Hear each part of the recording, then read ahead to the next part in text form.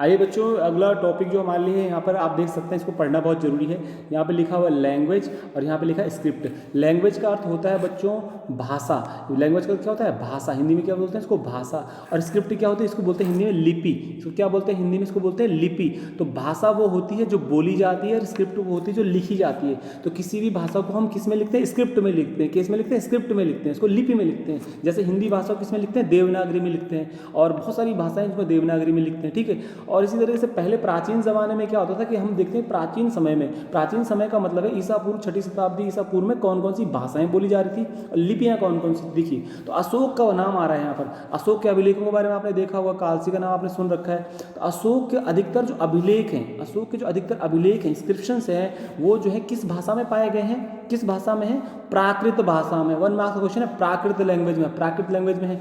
और ये कहाँ कहाँ पाए गए? North west of the sub continent, यानी कि उत्तर पश्चिम से लेकर के और वो हमारे आपके वेस्टर्न पॉइंट ऑफ इंडिया तक पाए जाते हैं। उत्तर पश्चिम का बच्चों मतलब है अफगानिस्तान से लेकर के जो महाद्वीप में है उसके अभिलेख पाए जाते हैं और उड़ीसा तक पाए जाते हैं। और उत्तराखंड में नॉर्थ में देखिए कालसी तक पाया जाता है। तो अरेमिक, तो अब अशोक का अभिलेख में 4 भाषाओं का प्रयोग किया गया है। एक आरामाइक लैंग्वेज है, एक ग्रीक लैंग्वेज है। तो अशोक ने अपने अभिलेख जो भारत से बाहर लगाए, जो अफगानिस्तान में लगाए, वो आरामाइक लैंग्वेज में और ग्रीक यानी यूनानी भाषा में लगाए। आरामाइक लैंग्वेज वही लैंग्वेज है जो रोमन एम्पायर के टाइम पे भी आपने पढ़ी हुई है। तो उसने अफगानिस्तान में ग्रीक भाषा में और आरामाइक लैंग्वेज में अपने अभिलेख लिखवाए।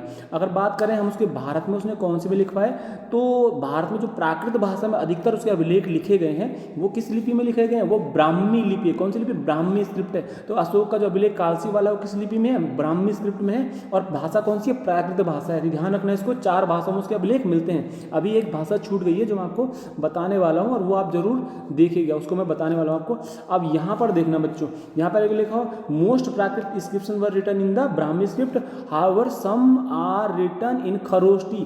कुछ अभिलेख अशोक के ऐसे भी हैं जो खरोष्टी भाषा में लिखे गए। खरोष्टी भी बच्चों एक भाषा होती है।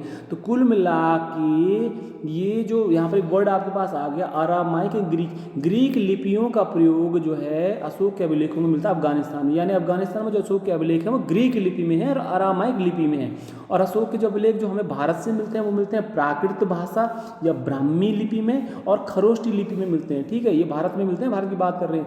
इस तरह से अशोक के अभिलेख हमें 4 भाषाओं में मिलते हैं, जिनमें अफगानिस्तान से हमें उसके यूनानी भाषा ग्रीक लैंग्वेज में एंड उसके जो है आरामाइक लैंग्वेज में मिलते हैं या स्क्रिप्ट में मिलते हैं। भारत से ब्राह्मी और खरोष्टी, इन 2 लिपियों में उसके हमें क्या मिलते हैं? अभिलेख मिलते हैं। और भाषा कौन सी है उसके अभिलेखों की? प्राकृत भाषा अशोक की। तो अशोक पहला राजा है जिसने पूरे प्राचीन भारत का, जिसने अपने अभिलेखों के माध्यम से पूरे साम्राज्य में कहीं कहीं रॉक एडिक्ट्स लगवाए, कहीं आयरन पिलर्स लगवाए, कहीं स्टोन पिलर्स लगवाए थे। तो अशोक बहुत महान राजा था। इस तरह से इस टॉपिक को करेंगे, 4 भाषाओं को नोट करके लिखेंगे, बहुत ज़्यादा जरूरी है, ध्यान रखना। प्राकृत हो गया आपका, ये प्राचीन है, प्राकृत हो गया, आरामाइक हो गया, ग्रीक हो गया और खरोष्टी हो गया। तो आपको याद रखना है कि 4 लिपियों का उसने प्रयोग किया है अशोक ने। ध्यान दीजिएगा बच्चों, ठीक है।